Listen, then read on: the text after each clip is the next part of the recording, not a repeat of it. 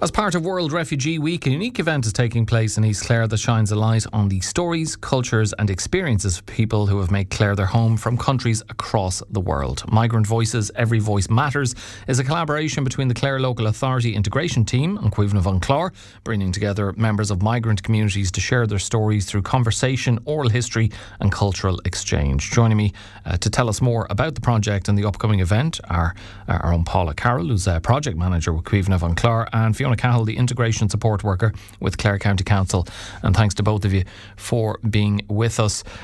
Paula, can you just remind people a little bit about Cuimhneamh and the great work that the organisation does in preserving the oral history of this county?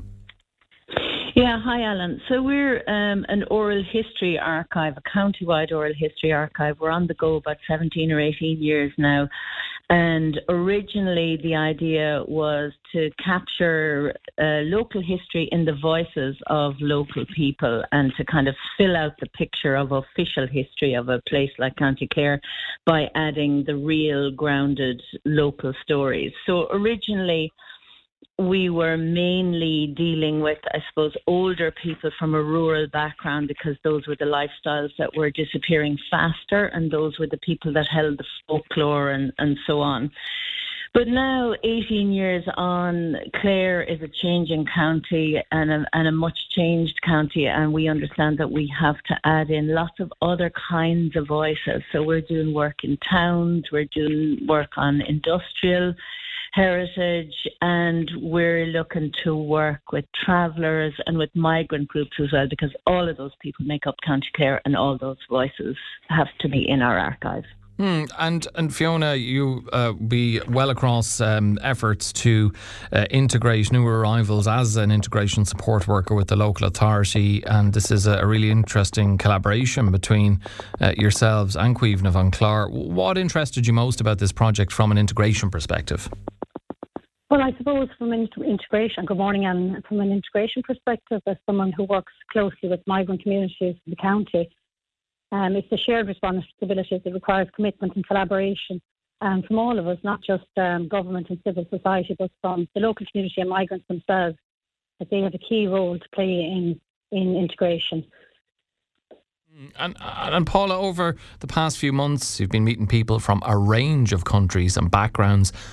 Tell us more about that experience and I suppose just how wide-ranging. I'm thinking of the World Cup opening ceremony yesterday, the 48 flags coming out. Did it feel a bit like that for you, meeting people who've made Clare their home? It did, and it's interesting for me because we were doing all this work in Scariff, and I'm from Scariff and grew up opposite the former hotel that's now a reception centre.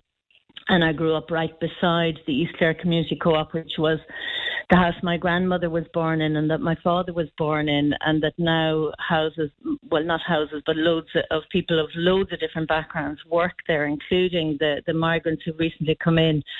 So it's a very kind of emotional thing for me as well to sit down and do workshops with people who are living in my hometown, who are from, Pakistan, Nigeria, Zimbabwe, Nicaragua, Mauritius, and that's just kind of the ones that come to mind first. And to be asking them the kinds of questions that I ask farmers from West Clare, such as, can you tell me what kind of music you listen to and what do you enjoy, and tell me any stories that you grew up with as a child. Were you ever told ghost stories? To be asking them the exact same questions and hearing answers from all over the world was a wonderful experience, actually. And Fiona, that process of meeting people from, be it Nigeria, Nicaragua, Mauritius, Ukraine, wherever it might be, how did you identify and connect with people who might be interested in sharing their stories? And, was there any initial hesitancy from participants about telling personal stories? Well, I suppose first and foremost we linked in with the residents there that would be living in the hotel there in Scariff, and also the Ukrainian community there, they're living in Bodyke. And at first I suppose there was a little hesitancy about what the project involved. But once they got a broader picture of what was entailed, and then we had a workshop which Paula and John co-hosted, which was very welcoming and informative. And I suppose it gave them a flavour of what the project would entail.